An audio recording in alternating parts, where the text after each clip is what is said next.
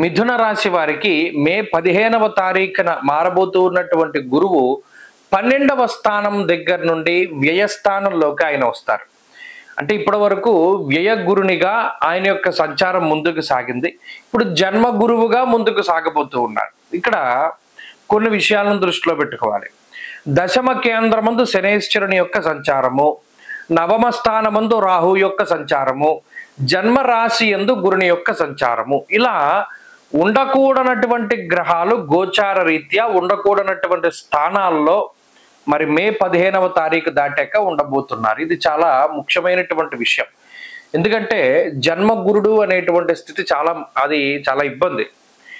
ద్వాదశాష్టమ జన్మస్థ శనియర్ కంగారక గురువు అన్నారు. అంటే జన్మ రాశి యందు గురుని యొక్క సంచారం జరుగుతూ ఉన్నప్పుడు అది కొంత ఇబ్బందుల్ని కలిగిస్తుంది. ఏమి ఇబ్బందులు మనం చెప్పుకుందాం. దశమంలో శనేశ్వరుడు వ్యాకులం శోక సంతాప పాపముద్యోగ విఘ్నకం, అది మంచిది కాదన్నాడు.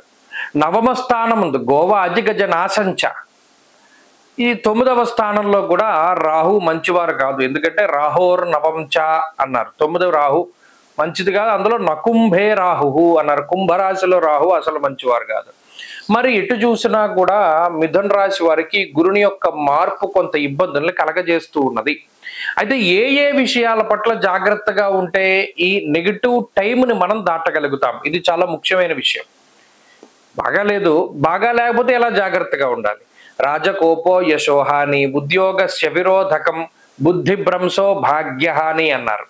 ప్రధానంగా గురుడు జన్మరాశి సంచారం చేస్తున్నప్పుడు బుర్ర పనిచేయదు, ఆలోచన శక్తి నశించిపోతుంది. ఆలోచన శక్తి ఎప్పుడు నశించిపోతుంది? అతి కోపంలో ఉన్నప్పుడు కానీ, అతి బాధలో ఉన్నప్పుడు కానీ, అతి ఆనందంలో ఉన్నప్పుడు కానీ ఆలోచించేటువంటి విచక్షణను కోల్పోతాం. అంటే ఏదైనా అతిగా ఉండేటువంటిది, ఎక్స్ట్రీమ్గా ఉండేటువంటి స్థితులు. ఇలా ఆలోచన శక్తి ఎప్పుడైతే తగ్గిపోతుందో ఆలోచన లేనటువంటి పనుల ద్వారా ఇబ్బందులు ఏర్పడతాయి. రాజకోప, ఉన్నతాధికారులతోటి సమస్య, ప్రభుత్వం ఉద్యోగస్తులతోటి సమస్య, యశోహాని, నీలాపనిందలు, కావాలని మీ మీద ఏదైనా దుష్ప్రచారం జరుగుతూ ఉండడం, ఉద్యోగస్య విరోధకం, ఇప్పటి వరకు చక్కటి ఉద్యోగము సక్రమంగా సాగుతూ ఉన్నటువంటి ఉద్యోగంలో ఏదో ఒక రకమైనటువంటి ఒత్తిడి, ఏదో ఒక రకమైనటువంటి ఇబ్బంది రావడం. అబ్బాయి నేను ఇంక ఈ ఉద్యోగం చేయలేను, మానేస్తాను, వ్యాపారం చేసుకుంటాను, ఇలా రకరకాల ఆలోచనలు వస్తూ ఉంటాయి. అసలు అటువంటి వాటి జోలికి పోకూడదు. అటు శని కూడా ఉద్యోగం మానేయడానికి ప్రేరేపిస్తున్నారు. పాపం ఉద్యోగ విఘ్నకం. మరి ఇటువంటి టైంలో మిథున రాశిలో ఉండేటువంటి ఎంప్లాయీస్ అందరూ కూడా చాలా జాగ్రత్తగా గుర్తుపెట్టుకుని ఉద్యోగాన్ని సక్రమంగా ఉంచుకోవాలి. మనం ఆశించిన స్థాయి కన్నా పెద్ద ఉద్యోగం రాలేదని డిసప్పాయింట్ అవ్వకూడదు. అసలు ఉద్యోగం ఉంటేనే గొప్ప అని దృష్టిలో పెట్టుకోవాలి. ఇంకో విషయం ఏంటి, జన్మరాశిలో గురుడు ఉన్నప్పుడు ఆయన బరువు పెరిగేలా చేస్తారు. మెయిన్ ఒబేసిటీకి గురుడు కారణమవుతారు. బృహస్పతి స్థితి లగ్నే దివ్యదేహో సుభాషిత, లగ్నంలో గురుడు ఉండగా కూడా అదే మాట అన్నారు. ఇక్కడ దేహం పెరుగుతుంది, ఒబేసిటీ పెరుగుతుంది. అందువల్ల క్రమశిక్షణ, వ్యాయామం ఇటువంటివి చాలా అవసరం. అలాగే ఖర్చు ఎక్కువగా ఉండడం, స్థానచలనం కలగడం, కొంత అనారోగ్య సమస్యలు రావడం, దీర్ఘకాలికంగా వంశపారంపర్యంగా ఉండేటువంటి ఆరోగ్యపరమైనటువంటి సమస్యలు, వాటిని గురుడు ఎక్కువగా తీసుకొస్తూ ఉంటారు.